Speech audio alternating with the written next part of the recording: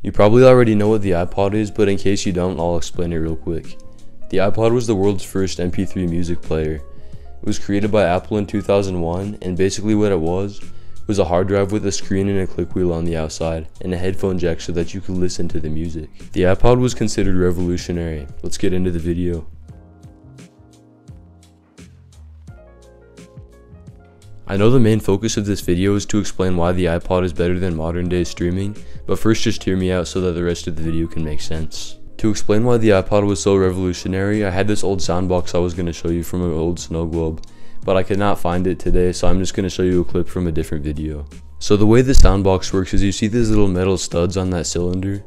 Those studs are spinning around on the cylinder and they're plucking the teeth on this metal comb, which makes the sound. This was the concept of music storage for a long time and lasted all the way up until even CDs. The CD is just like the soundbox. It has its own little set of studs on it, but instead of these studs plucking metal teeth to make sound, a laser is shot down at the metal studs, and the light that gets reflected back is then converted into sound. Then the iPod came along and changed things up. One day in early 2001, a developer at Apple by the name of Tony Fadell was working with Mac computers, hard drives, and when he was looking at these hard drives, he wondered to himself, what if we could put these inside a little handheld device? And that's exactly what he did.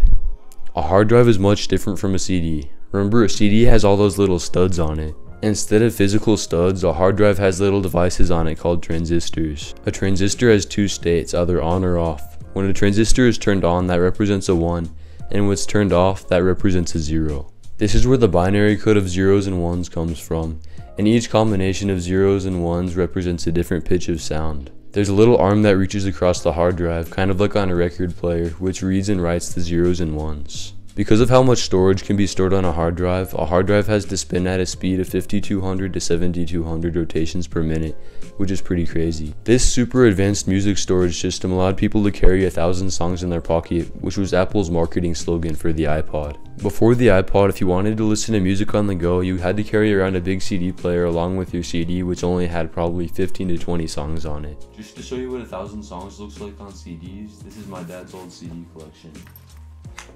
You got all these CDs. This is probably actually like a couple hundred songs. Imagine 5 of these. So back to the history. With the iPod came iTunes. iTunes, which often gets confused with Apple Music these days, was Apple's official music MP3 file store. The way iTunes worked was you would log on to your computer, plug in your iPod, buy the album, and with a wire transfer the files onto the iPod. You could then create your own playlists, and it would automatically organize all your songs into genres and artists. It might not sound nice at first to have to buy all your music, with an album costing about $10 to $15 and songs costing about $1 each, but those songs were yours forever. Once you owned a song, you could listen to it without internet, wherever you wanted, whenever you wanted, without having to pay for any of those monthly subscriptions. No company or streaming service could ever take those songs away from you. Then one day, a new company came along. The name of this company was Spotify. Spotify gave you access to all the music you had ever wanted, and any time at any place. The way it worked was it would pay a certain amount of money to an artist for every 1,000 streams, kind of the way YouTube works. It was founded in Sweden in 2006, but never really got popular until its launch in the United States, when it created a new, free, ad-supported version. And people went crazy for Spotify. Even though it would end up costing people more money in the long run, the small price of $10 a month gave people an irresistible deal. People didn't care about the fact that they didn't own their music, all they cared about was that they could listen to it right now. If you stopped paying that monthly subscription, Spotify could take all those songs away from you by shoving hundreds of ads in your face and not even letting you listen to a specific song that you want to hear. Spotify also had a very negative effect on music artists. Imagine you're an author.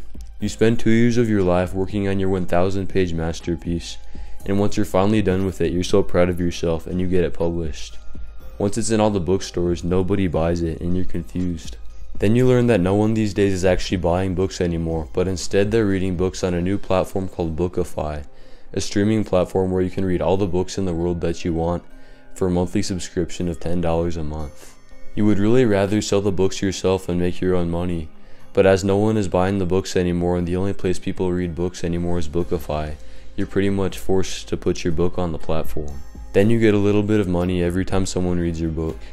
This is basically what Spotify did to music artists, who make 4 times less money now that they can't sell their own albums anymore. The iPod is the perfect thing. With the CD, you got to own all the songs you bought forever, but then you had to carry around a big case of CDs with your big CD player. Spotify, on the other end of the spectrum, is the most convenient one, where you get all the songs in the world for a monthly subscription, but those songs can be taken away from you. But the iPod is at the perfect spot right in the middle. It's where you can keep it in your pocket and safe keep all the music you buy for the rest of your life. An iPad has no internet access, so you can just go places and listen to music without bringing your phone.